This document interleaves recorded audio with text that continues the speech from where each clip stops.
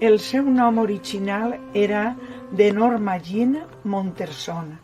Va néixer a Los Angeles en 1926.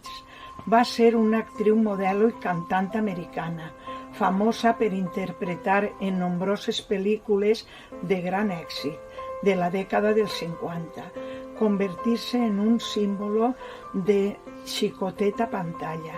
Va tindre una vida difícil. Es passar la seva infància en diferents orfenats durant la Segona Guerra Mundial.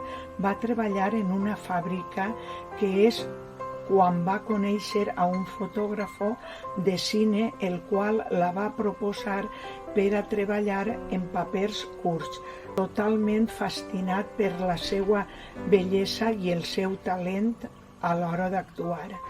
En aquell moment va començar la seva carrera com a actriu i va adoptar el nom artístic de Marilyn Monroe. Es va convertir en un prototip de femme fatale. Els seus principals papers van ser Niágara, Los caballeros las prefieren rubias, El príncipe y la corista, i Con faldas y a lo loco, la qual la van convertir en una de les actrius més famoses de Hollywood i del món sencer. Es va casada en nombroses ocasions, en primer amb l'escriptor James Dougherty, seguidament amb el beisbolista Joe DiMaggio i finalment amb el director de cine Arthur Miller.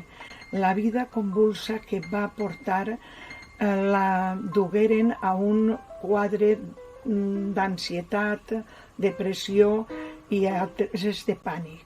Es conta que ja en la seva etapa final començava a acudir als rodatges o fent tard a tenir que parar perquè es sentia indisposta a tenir un consum excessiu d'alcohol i antidepressius, fet el qual provocava que el 4 d'agost de 1962 Marilyn Monroe apareixia morta en el seu domicili.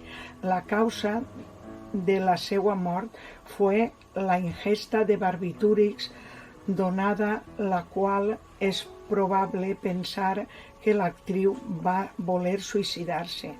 Encara que fos una icona sexual degut a la seva bellesa, s'han escrit nombroses obres i articles els que qual opinaven que Marilyn Monroe era una dona molt intel·ligent, la qual no es deixava dominar ni per ningú home, feia el que volia quan volia i a les seues entrevistes destacades les contestacions que sosprenien al entrevistador. Per exemple, li van preguntar per una sessió de fotos que havia fet Noah l'any 1949, a la qual contestà: tenia la ràdio encesa. Per què va ser una dona important en la història, encara que es considera fins i tot a dia d'avui un icono sexual? Marilyn es pot relatar que va ser una dona lliure, que va fer tot allò que va voler, quan va voler. Va ser una de les pioneres del destape, encara que no li coneixien lluita social o feminista. És el prototip perfecte de dona alliberada, a la qual li importava poc o res el que digueren o pensaren d'ella.